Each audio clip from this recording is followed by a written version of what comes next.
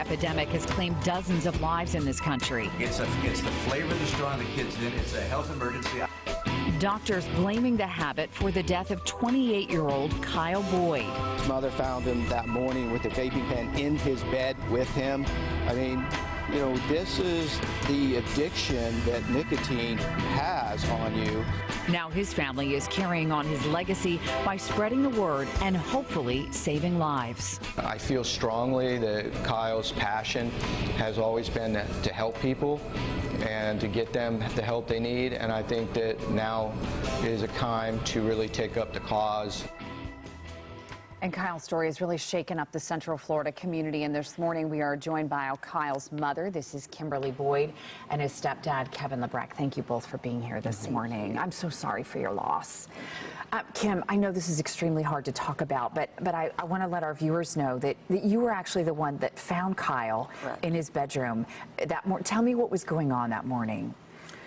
It was about 11 o'clock in the morning, and Kyle had just gotten hired for a job, so we were kidding, saying we need to get him up and get him on a routine where he'd get up earlier.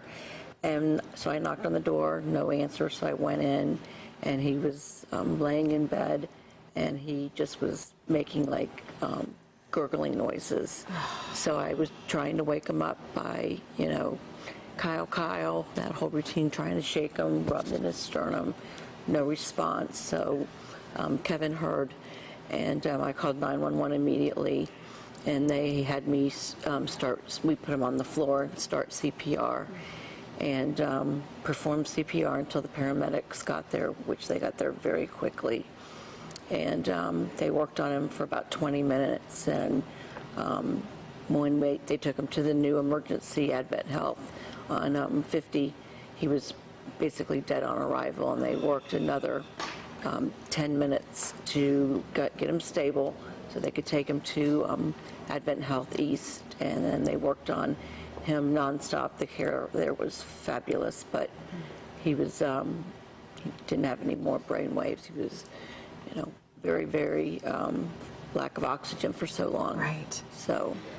Did you have any idea at that point, Kim, what might have been wrong with him? Were you just sort of standing there saying, what on earth could have happened? Absolutely, because he was having a great Monday, very excited about the new upcoming things.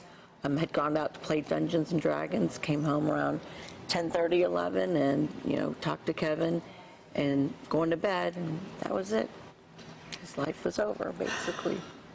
Kevin, when the doctors started talking to you about, okay, what are some things that might have been going on, and vaping came up, how much did that shock you to hear that might have led to his death? It was actually no surprise. We had heard recently about the stories of vaping, and Kyle was a very heavy vapor. He would go to the local convenience store a couple, 3 times a week and purchase the vape pods from there. He was trying to quit. He knew it was bad, but he, being very stressful about it, going through a recent divorce, his job, he got hooked on these vape pens and very high nicotine, and he was trying to get off. So there was no surprise to us. He even started doing nicotine toothpicks to stop vaping. Wow. He was so addicted to the vaping. We didn't allow him to vape in the house, but it's so discreet now. There's no big puff of smoke. There's no smell. There's nothing. He just turned his head, and that was it. But there was no surprise to us. It was terrible. I mean, this is an epidemic, and that's why the family, both sides, are really pushing to end vaping. And we really wish President Trump would follow through on his promise to do so. Now, I know that the next step now is that the FDA is taking a closer look, right? That you guys were able to send samples to them to investigate further. How are you feeling about that? I imagine you really want to see this through. Oh, absolutely. Yeah. Well, actually, we're leaving from the studios here to go down to the field office in Miami to meet with the FDA and take all the materials, and then they also want to interview us. They want to check, because when Kyle was found and the police were there, they did a complete investigation as well. We wanted to rule out drugs, anything else. Vaping was Kyle's only only vice, and they looked at the device, they looked at the pods, nothing was adult, modified or anything. Because that's the one thing you hear from a lot of people, Exactly. right? Oh, he must have mixed something in there. There must have been something stronger in there that wasn't approved, No. but that's not the case. No, they did complete thorough urine and blood testing to make sure there was no other drugs or chemicals in his body, and it just strictly was the vaping that, the oil that coated his lungs, where he Right. couldn't have an exchange of oxygen anymore. I want to make sure we talk about Matthew's Hope because that is something that's very important to you as well. Tell us about Matthew's Hope and what you want our viewers to know. Well, Matthew's Hope is the foundation that the family has decided to support in Kyle's name. They work with getting people off the street and getting them the help that they need.